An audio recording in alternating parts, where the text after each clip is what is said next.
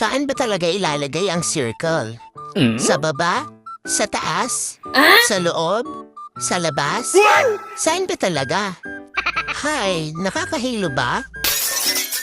Ang video na to ay para mas maintindihan mo ang principle of joining circles. Una ay inside curves.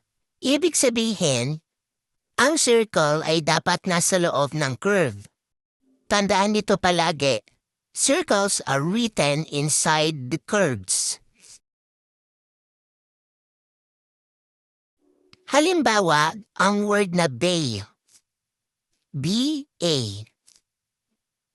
Word na appear. A-P-E-R.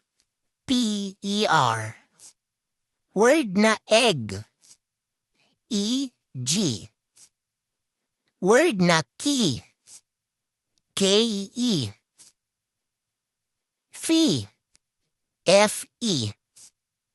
Eve. E-V. Next is below lines.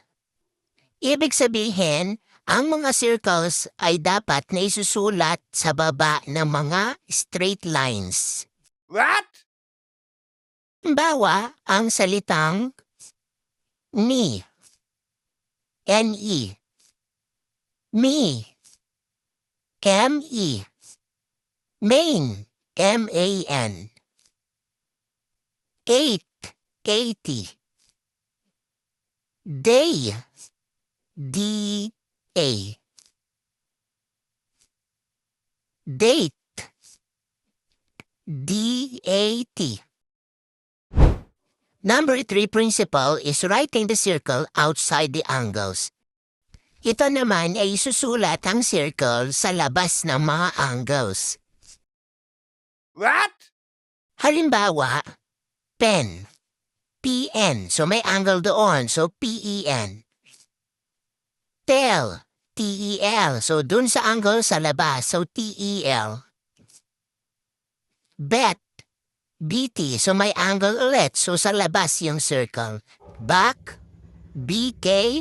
So may angle doon. Doon natin lalagay. B-A-K. And number 4, if opposite curve, write the circle at the back of the first curve. Example, gear. G-E-R. Hindi pwedeng hiwa-hiwala yung pagkakasulat. Dapat smooth transition of writing. Okay? Another example, rec. R-E-K. Next, vive. V-I-B. Vive. Pave. P-A-V. Pave. Palaging isulat ang circle sa likod ng unang curve kapag mga opposite curves. I-recap natin, sa joining of circles, number 1, dapat nasa loob ng mga curves. Number 2, dapat nasa baba ng mga lines. Number 3, dapat nasa labas ng mga angles. And number 4, kapag opposite curve, dapat isulat ang circle sa likod ng unang curve. So, yun yung mga principles ng joining of circles. Gets na ba? Sana natuto kayo.